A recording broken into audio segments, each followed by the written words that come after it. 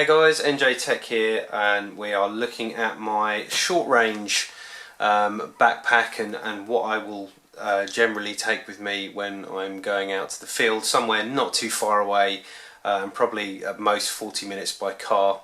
Any longer than that, and I would be packing things like soldering irons and various other things, so that where it wouldn't be an option for me to drive back home to deal with all those things. So this is kind of short to medium range setup here. This is an Osprey backpack. They're about £50 here in the UK. I got this from a camping outlet. Really like these packs. They're very lightweight, very strong.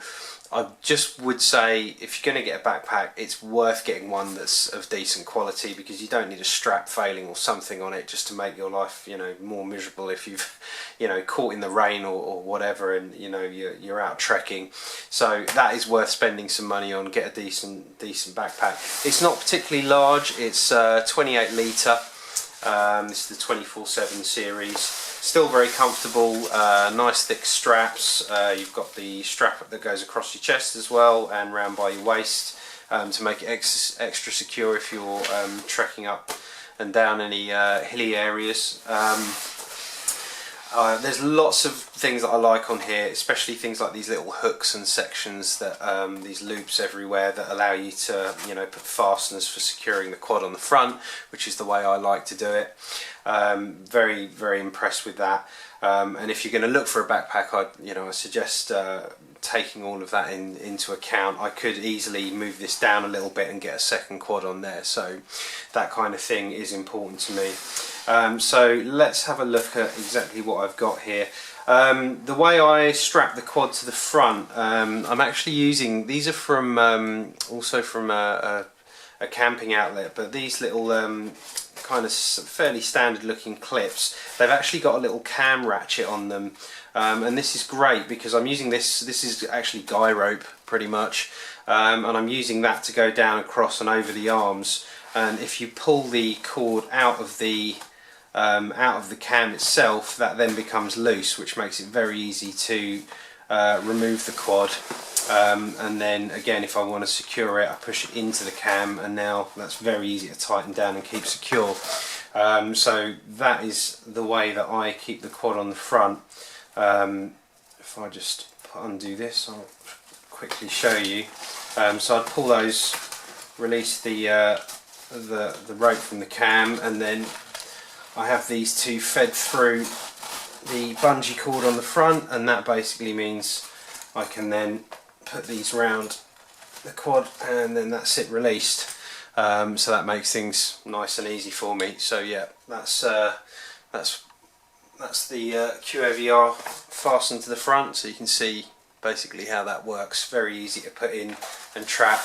Pull that through to tighten down on the arm, and then push it through the cam, and you can see that's like nice and secure. Other things that are important to me: I live in the UK, of course. We need umbrellas.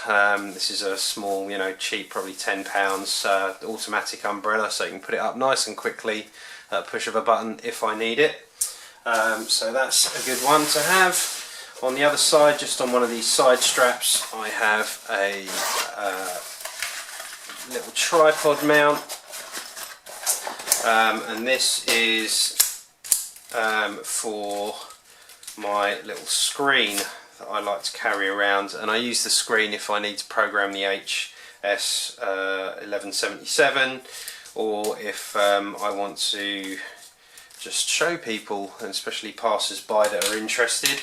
And the screen is in the top section here. Let's pull that guy out. This is quite an old screen now. You can get all of these things obviously built into one, but I've still got it, still works, so I use it with a Immersion RC receiver there, and a little Spironet mini patch. Got a little LiPo on the pack, power distribution board, and the way that's connected up, you see I can disconnect that and plug that into the programming lead for the HS1177, so that's quite useful for me. And then again, I just put this on like so, and then that is me done in terms of having a nice little screen ready if I need it. So that's my screen. I've also got in here my Fat Shark case, but not with my Fat Sharks in, because I have the faceplate on them now, which makes those kind of useless. In here there's the programming cable that I use for the HS, spare battery strap, a couple of spare antennas.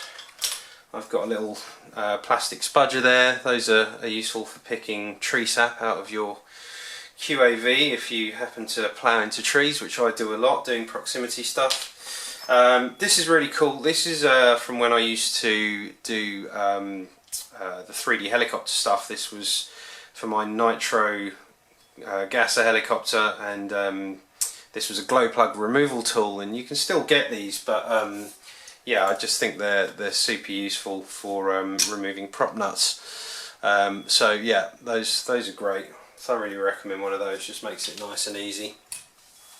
I also have, of course, which I showed you in my last video, an OTG cable, so that I can use my phone to make any PID changes on the flight controller, and a cable to go with that, and of course my trusty side cutters. So that is all of that. And then we have next in here, I have a LiPo safety bag, and I think you should all get one of those, because if anything happens, you get a damaged LiPo, anything like that, you shouldn't leave it in the field and just forget about it. Obviously that's terribly irresponsible. If you've got anything that's or you're unsure about a battery and you're not sure if it's 100% safe, just having one of these is a good idea. So yeah, LiPo safety bag.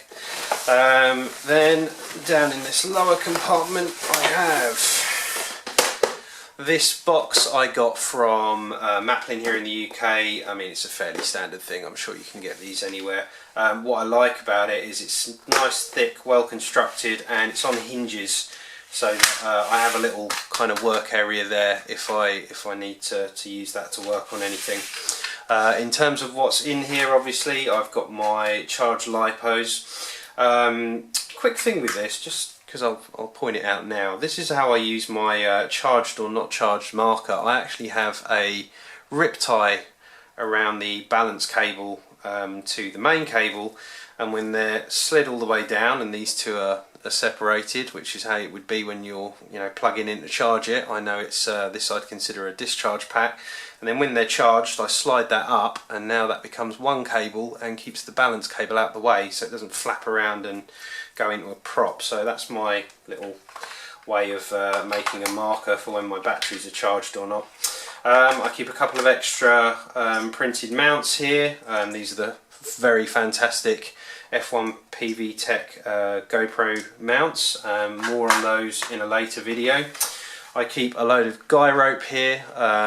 You know, again, if you're going to start messing around trees, that can be super useful to help you get your quad out of the tree if it gets stuck. I also have a spare set of screws for the QAV frame. I have motor screws. I have prop nuts there, both clockwise and counterclockwise. I also have some assorted heat shrink, although I'm not intending to do any kind of soldering. That is useful just to maybe if I get any nicks in the heat shrink, it's useful just to, or cut the heat shrink here, I can just reuse it to repair the antennas if I need to in a hurry.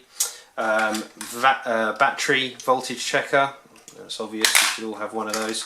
Got a few more of these spare cam clip release thingies. These are the same ones that are on the front of the backpack there. I got 2 packs of those, which came with the extra guy rope. I've also got a spare, it's a 2.8mm lens with an adjustment ring, extra lens cap, right angle SMA, bind plug. I'm actually on FR Sky, so I don't need a bind plug, but someone at the field always needs a bind plug, so I just carry it because you can save someone's day.